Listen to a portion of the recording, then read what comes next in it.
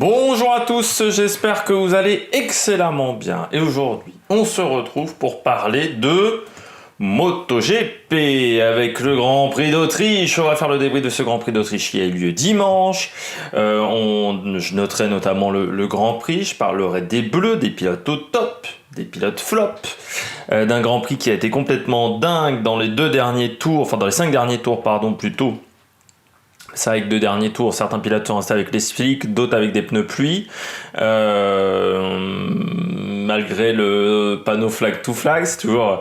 Moi j'ai bien aimé cette course dans le final. Sur le début de course, j'ai trouvé que l'autre Grand Prix d'Autriche avait presque été meilleur. Sur le tout début de course. C'est à partir de 10 tours de l'arrivée où ça a commencé un peu à s'exciter et surtout la fin de course qui a été complètement dingue. N'hésitez pas à vous abonner à la chaîne, n'hésitez pas à réagir dans les commentaires, à partager la vidéo si vous pensez qu'elle peut intéresser votre entourage, n'hésitez pas à mettre un pouce bleu également. On va commencer par l'affaire qui a secoué le paddock pendant tout le week-end.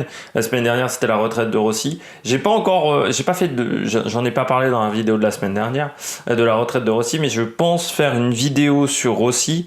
Alors normalement j'aurais voulu la faire après le Grand Prix d'Autriche, après le Grand Prix de série, mais j'ai pas eu le temps. Je pense que je ferai une vidéo sur Rossi avant le dernier Grand Prix, pour revenir un petit peu sur mon avis sur Rossi, sur sa carrière, parler de Valentino Rossi. On commence avec le cas Maverick Viñales. Faites entrer l'accusé. Maverick Viñales, donc qui a eu la sombre idée, parce que l'idée stupide, de vouloir casser son moteur à la fin du Grand Prix de Styrie, donc il y a un week-end de cela. L'idée, en fait, il a mal utilisé sa moto, c'est ce qu'avait marqué Yamaha dans le communiqué qui le mettait à pied. Donc il a roulé plusieurs fois au rupteur, notamment en rentrant dans les stands. Il s'est mis plusieurs fois au rupteur. Yamaha, en voyant ça, a décidé de le mettre à pied. Pour l'instant, une durée indéterminée. Il semblerait que le licenciement, de toute manière, soit assez inéluctable, même si Viñales a fait des excuses. Alors déjà, Viñales, vouloir casser son moteur pendant le Grand Prix, c'est stupide, mais en plus de faire de cette manière, c'est encore plus stupide. Et c'est là où on voit que c'est un pilote qui ne doit pas réfléchir beaucoup quand même dans la vie. Le rupteur n'a jamais cassé un moteur. Voilà. Vous pouvez, en fait, le rupteur, pour expliquer ce que c'est. Donc c'est quand le moteur fait bub comme ça. Le rupteur, c'est un élément mécanique qui permet d'éviter en fait d'aller trop haut dans les tours et d'aller à une valeur de nombre de tours minutes que le moteur ne pourrait pas supporter, et à ce moment-là il casserait. C'est pour ça qu'on a mis des rupteurs. C'est-à-dire que si vous atteignez le rupteur, en fait vous êtes à une valeur qui est moindre par rapport à la valeur moteur maximale où le moteur peut casser. Malgré tout, il faut éviter de passer ses vitesses au rupteur tout le temps, parce qu'au bout d'un moment, mais d'un certain temps quand même, ça peut endommager le moteur, mais vraiment au bout d'un certain temps. Par contre, pour casser un moteur, il y a une solution qui est très facile, c'est de faire 5 secondes. C'est-à-dire d'être à fond de 5e et de passer la seconde à la volée. Ah bah ça, c'est la solution la plus facile pour casser un moteur, parce que là, le rupteur n'aura pas le temps de se mettre en place, donc vous allez faire un sur-régime, qui est donc supérieur à la valeur qu'il y a sur le rupteur. Si vous voulez voir même tout ce qui est question de rupteur, je vous invite à voir l'épisode de Villebrequin avec la Saxo, quand ils sont à Montlhéry, où ils essayent de casser le moteur, et vous voyez qu'au rupteur, ça ne marche pas. Il y a aussi j'avais vu une autre vidéo où il parlait un petit peu du rupteur, je crois à un moment. Mais le rupteur, c'est juste un élément qui permet d'éviter en fait de fracasser son moteur. Bon. Comme quoi déjà Viñales connaît pas trop la mécanique. Peut-être pour ça qu'il a des soucis pour mettre au point une Yamaha. Moi ce qui me choque dans l'affaire de Viñales, premièrement, Aprilia lui offre un contrat, quand même, donc il a un contrat pour 2022. 2023 est en option. Donc voilà, il sera pilote Aprilia. Ça, je trouve ça exceptionnel parce que cette marque donc n'a pas beaucoup de morale, ne réfléchit pas énormément, parce que s'il a été capable de faire ça chez Yamaha, Pourquoi il serait pas capable de le faire chez Aprilia, hein? Et je trouve qu'on sanctionne, cette marque aurait pu sanctionner le comportement puéril et stupide de Vignales, mais en même temps, il n'y a pas eu de pénalité mise par la Dorma. Or là, je trouve ça inadmissible que personne du côté de la Fédération internationale de motocyclisme ou du côté de la direction de la MotoGP ait mis une pénalité. Parce que casser le moteur, c'est très dangereux pour les pilotes qui sont derrière, hein. Ça veut dire mettre de l'huile partout. Et c'était son objectif, c'était de casser le moteur. Imaginons qu'il y a un pilote qui est derrière, il se reçoit plein d'huile sur la gueule, hein. Il se met en danger également. Moi, j'aurais voulu qu'il y ait une pénalité, une interdiction, une suspension d'1 an pour Vignales de conduire une moto, parce que c'est très dangereux le comportement qu'il a eu. C'est extrêmement dangereux et je trouve ça inadmissible qu'il n'y a eu aucune suspension, aucune pénalité pour le moment envers ce pilote. Je rappelle juste qu'on a été quand même beaucoup moins sympathique, notamment avec Romano Fenati, qui avait appuyé sur le frein de son adversaire et qui au départ s'était tapé quand même 2 ans de suspension. Et Fenati, il y avait peut-être des circonstances atténuantes, c'est que c'était un pilote qui n'était pas en MotoGP, donc qui avait un peu moins d'expérience. Là, on est sur un pilote qui est en MotoGP, la catégorie Rennes. Imaginez la même chose en F1. S'il y a un pilote qui faisait exprès de casser sa voiture, et la pénalité qu'il aurait. Voilà. Je trouve que d'un côté, on est parfois très laxiste du côté de... Alors, on fait chier les pilotes pour dépasser certaines zones de la piste. Et on joue au millimètre près quasiment, puis de l'autre on laisse passer ce genre de choses. C'est vrai que des fois j'ai beaucoup de mal à comprendre. 16 sur 20 pour moi la note du Grand Prix. Alors il y a beaucoup de gens quand même, j'adore moi toujours dans le sport, notamment là en ce moment les mecs qui supportent Lyon et puis qui disent Lyon c'est de la merde, c'est un enfer, reprenez limite Genesio. Ils oublient ce qu'ils ont fait à Genesio pendant des années, ces mêmes supporters. Ça me fait marrer des fois dans le sport, les mecs changent totalement d'avis au bout de 2 heures. C'est le cas là. C'est-à-dire que la semaine dernière, le nombre de personnes qui ont dit ce circuit, il faut l'enlever de la MotoGP, il est beaucoup trop dangereux, voilà, c'est pas normal qu'il y ait un circuit aussi dangereux en MotoGP. Et ce week-end, après la course, on nous dit « Ah, mais c'est le plus grand circuit du monde. C'est la meilleure course en MotoGP qu'on ait jamais vue. » Des mecs dithyrambiques. Alors, faut juste relativiser, hein. Sur les premiers tours de course, le week-end était même moins passionnant que le Grand Prix de Styrie parce que on avait à peu près les mêmes adversaires. On avait un copier-coller des 2 courses, c'était pas très fun. Ça s'est vraiment décanté sur les 5-6 derniers tours où là vraiment ça a été dingue.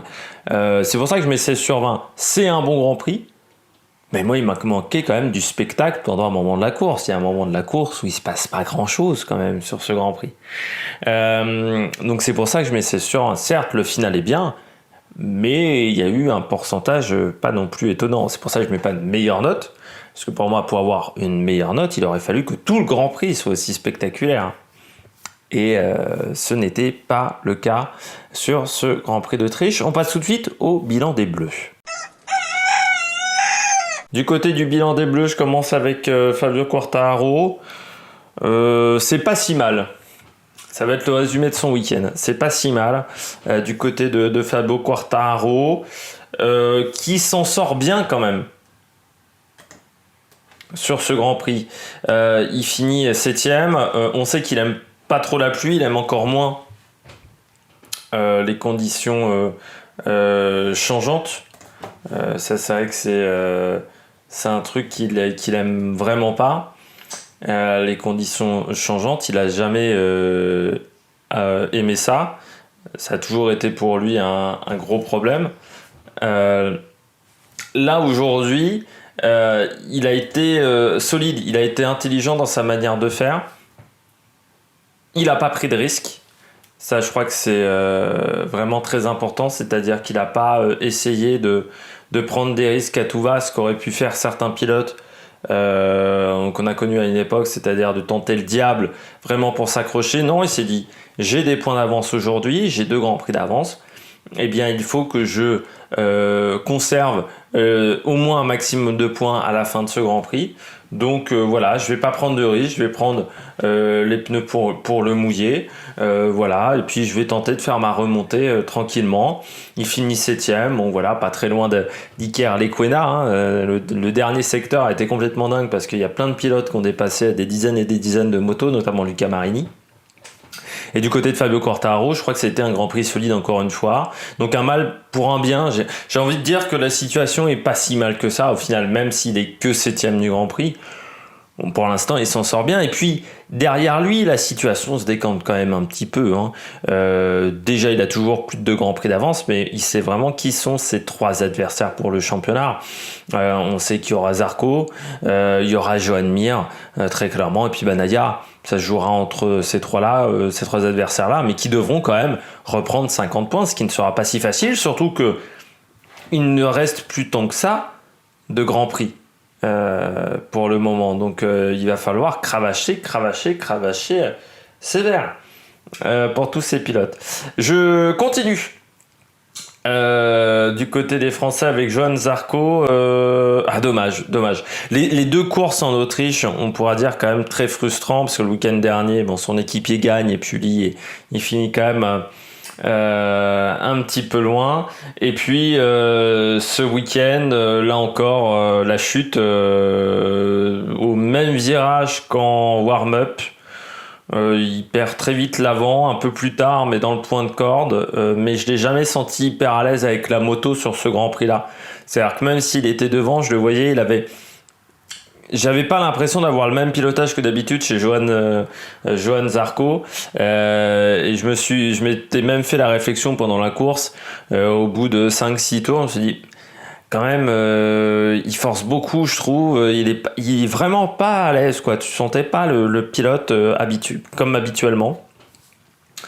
Ce qui est quand même un petit peu inquiétant, c'est que ça fait quelques Grands Prix où j'ai l'impression qu'il est un peu moins en osmose avec sa machine. Donc on espère qu'il va retrouver des bonnes sensations au Grand Prix de Grande-Bretagne notamment. Parce que pour la bagarre au championnat, ça serait quand même intéressant. Et puis surtout qu'il ne va pas se faire mancher par son coéquipier Jorge Martin, parce que ça pourrait être très préjudiciable pour sa carrière à Johan Zarco. Donc ça serait bien d'aller battre Jorge Martin, surtout si il veut prendre une place chez Ducati, parce que je suis pas sûr techniquement que tout soit totalement fait du côté de chez Ducati. Quand on voit les performances de Jack Miller ces derniers temps, on peut se dire, et le manque de régularité surtout de Jack Miller, on peut dire du côté de Zarco, il y a peut-être une place à prendre du côté des machines officielles de chez Ducati. Mais du côté de Johan, c'est pas mal, hein, on va dire en termes de rythme, mais sur ces 2 week-ends, il en a manqué, donc c'est par rapport à ce qu'on a vu en début de saison, c'est vrai que c'est décevant. Voilà, c'est le premier week-end, je me dis, c'est pas top là quand même le résultat, hein. C'est pas top ce qui s'est passé pour Johan Zarco. On passe au pilote au top. Du côté du pilote au top, Brad Binder. Brad Binder qui a quand même fait 2 sacrés dimanches d'affilée. Hein. Parce que lors du premier Grand Prix, il finit 4ème alors qu'il partait d'assez loin quand même. Là, il gagne le Grand Prix en partant aussi de loin. Hein. En qualification, c'était pas incroyable, même si c'était un peu mieux, il partait quand même 10ème seulement sur la grille de départ. Il a pris un risque, mais parce qu'il pouvait prendre ce risque-là aussi. Il joue plus vraiment le championnat, Brad Binder. L'objectif, c'était d'aller chercher la gagne. Fantastique, le pilote sud-africain. C'est un pilote du dimanche, on le sait, hein, dans la famille Binder. Bon, c'est encore pire avec Darren, mais Brad Binder, c'est des pilotes qui sont très forts le dimanche. Même si cette capacité à se bagarrer est arrivée, je pense, un peu sur le tard, parce que en Moto 3, il était quand même souvent... c'est l'un des rares pilotes qui arrivait à creuser un écart en Moto 3 lorsqu'il a remporté le titre. C'est vraiment arrivé en Moto 2, hein, cette séance de la gagne et de la bagarre. Et là, il a été très très bon dans le peloton. Et puis ensuite, il maîtrise la glisse, mais comme beaucoup de pilotes qui font partie de l'hémisphère sud, on se souvient notamment de Casey Stoner, Voilà, c'est des pilotes qui savent maîtriser la glisse parce que souvent ils courent sur terre également très jeunes, sur des circuits terre. Et du côté de Brad Binder, bah ouais, une science de la glisse. Hein. Là, il y a plusieurs virages où il s'est fait peur, mais il a été très très fort, très très intelligent. Et puis voilà, la prise de risque a payé. C'est bien, mais de toute manière, il était au-dessus, hein, sous la pluie. Avec les slicks, c'était le seul qui arrivait à. Enfin, par rapport à ses adversaires, il leur collait 3 secondes au tour. Donc c'était quand même magistral. Il gagne quand même avec 12 secondes d'avance. Hein. Donc il s'est fait peur, mais il a été quand même vraiment impressionnant, Brad Binder, sur sur ce Grand Prix. Et encore une fois, le week-end dernier, c'était déjà bien. Moi j'avais été assez critique avec Brad Binder sur la première partie de saison. Par rapport à ces 2 week-ends de course, il a repris du poil de la bête quand même, par rapport à Miguel Oliveira, et ça c'est assez intéressant pour la suite de la saison. On continue avec Jorge Martin. Chapeau encore Jorge Martin, hein, pole position encore. C'était pas si facile que ça parce qu'il partait quand même en Q1. Coco, mais il a dominé la Q1 et puis ensuite en Q2. Bon voilà, Martinator a encore frappé. Et puis après derrière, Grand Prix solide, hein, de la part de Jorge Martin. Pourtant un début de course où il n'était pas hyper à l'aise avec sa machine, mais il a réussi à rétablir la situation. Et puis il finit très très fort également juste derrière Pecco Bagnaia, mais solide. Jorge Martin, un nouveau podium quand même pour le pilote espagnol qui fait une très très belle année de rookie malgré le fait qu'il soit pas venu pendant quelques courses après sa chute au Portugal. Il est quand même extrêmement solide et ça commence à être très inquiétant quand même quand on voit les performances de certains pilotes chez Ducati. Martin, pour moi c'était pas dit qu'il soit si performant que ça en MotoGP parce que pour moi c'est un pilote qui a pas énormément d'expérience encore quand il arrive en MotoGP, mais on s'aperçoit que la Moto 2 prépare extrêmement bien à la MotoGP aujourd'hui, hein, que ça soit Martin, que ça soit Binder, que ça soit Oliveira, que ça soit Fabio Quartararo. Il y a quand même peu de pilotes qui se sont plantés en venant de la Moto 2, je dirais qu'à part Alex Marquez, et dans des conditions compliquées, même Morbidelli. Morbidelli, ça avait été plus compliqué aussi. Mais quand on voit les performances quand même de temps en temps de Bastianini, c'est pas mal. Marini ce week-end, on s'aperçoit que c'est vraiment la bonne formule qu'on a trouvée en Moto 2. Et du côté donc de Martin, très très solide, le pilote espagnol. Il a utilisé à la perfection sa Ducati et voilà, nouveau podium pour lui. Et je continue côté des pilotes au top avec Marini. Là aussi, il a pris des risques, Marini. Il a fait un sacré dernier tour, quand même, l'Italien, où il a dépassé énormément de pilotes, notamment Valentino Rossi. C'est peut-être un Grand Prix qui peut provoquer un déblocage au niveau du cerveau pour Luca Marini, parce que depuis le début de saison, il est quand même bien malmené par Bastianini. Il a du mal à être efficace avec sa Ducati. Il est plutôt quand même dans le second rideau, hein, dans les Grands Prix, hein. Il a rarement été dans le groupe de tête pour la gagne. Et j'étais un petit peu inquiet parce que quand on a vu sa chute l'année dernière sur le circuit du Mans, à me dire tiens, est-ce que c'est un pilote qui aujourd'hui a encore la capacité à prendre des risques, qui a encore les qualités physiques pour le faire? Il y a peut-être des soucis physiques ou mentaux pour aller se battre vraiment. Et c'est vrai que Bastianini avait fait des bons résultats, notamment des 10e places, et je me disais du côté de Marini, il commence à y avoir un écart quand même avec l'autre pilote italien, mais là il s'en est vraiment bien sorti comme un chef. Grosse maîtrise de la glisse, mais surtout très belle utilisation des pneus pluie sur cette Ducati Avintia, et sur un week-end comme ça où c'est pas facile, non, chapeau pour lui, et c'est vraiment une performance qui peut débloquer quelque chose dans le cerveau, lui donner de la confiance pour les semaines à venir, notamment pour le Grand Prix de Grande-Bretagne qui aura lieu à partir du 26 août.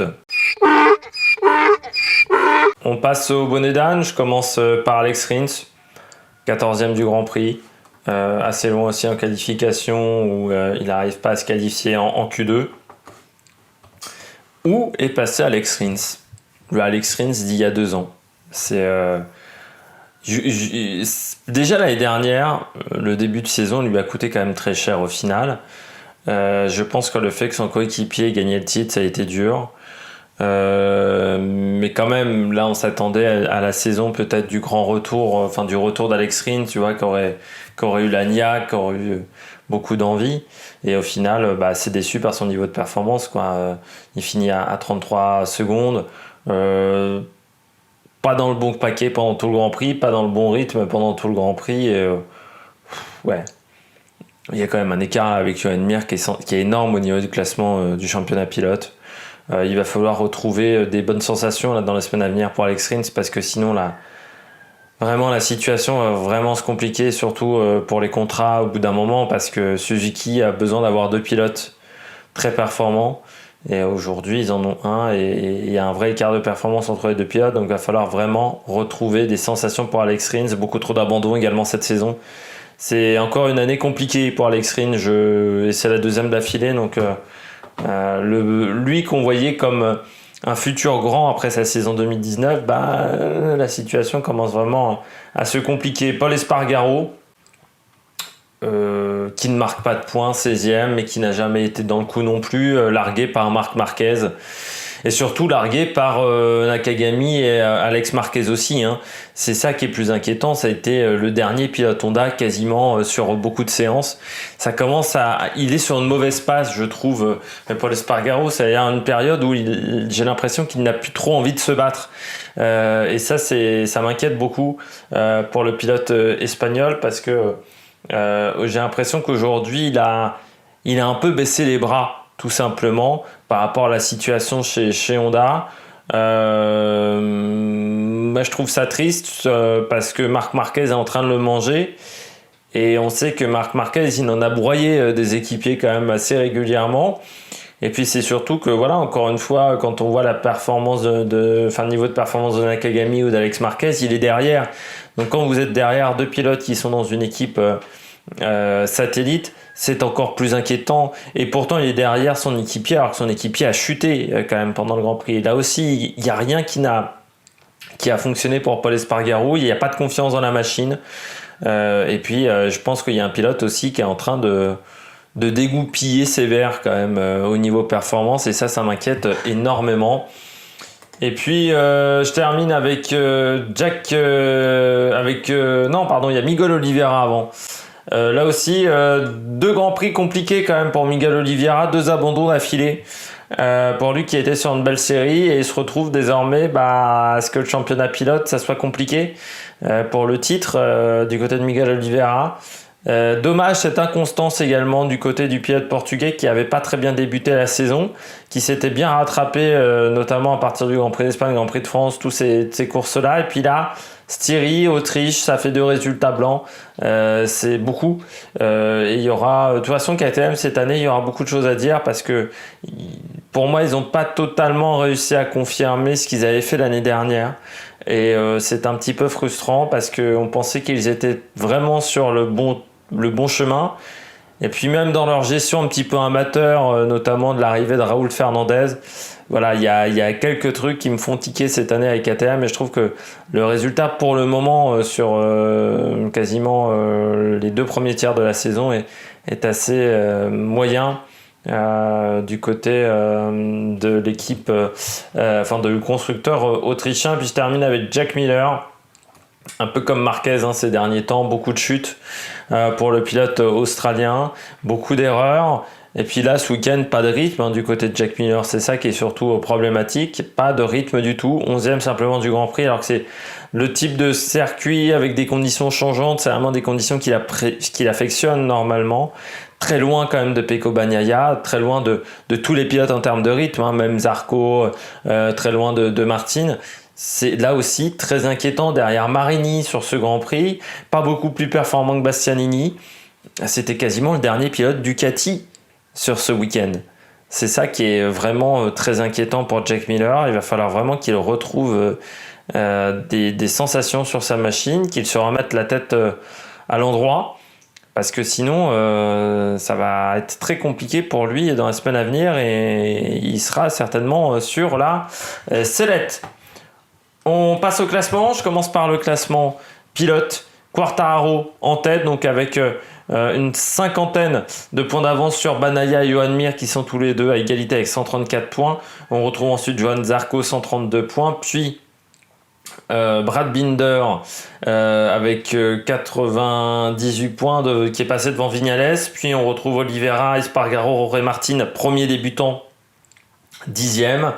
Parmi les pilotes qui sont un peu loin, on retrouve Bastianini qui là n'a pas marqué de points, 31 points, et Marini lui marque des gros points et remonte à la 20e place avec 27 points. On passe au classement constructeur.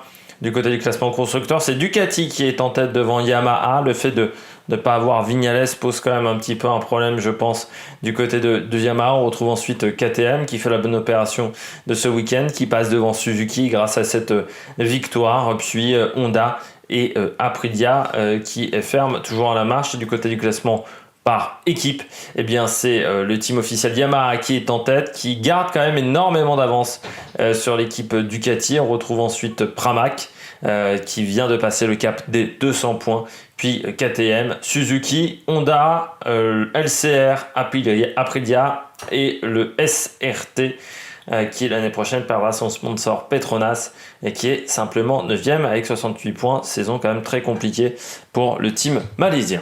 J'espère que vous avez aimé cette vidéo. Si vous avez aimé cette vidéo, n'hésitez pas à réagir dans les commentaires, à vous abonner à la chaîne, à mettre un pouce bleu. Et puis nous, donc on se retrouve pour faire le débrief du Grand Prix de Grande-Bretagne dans une dizaine de jours. Allez, ciao ciao sur la Melk Production.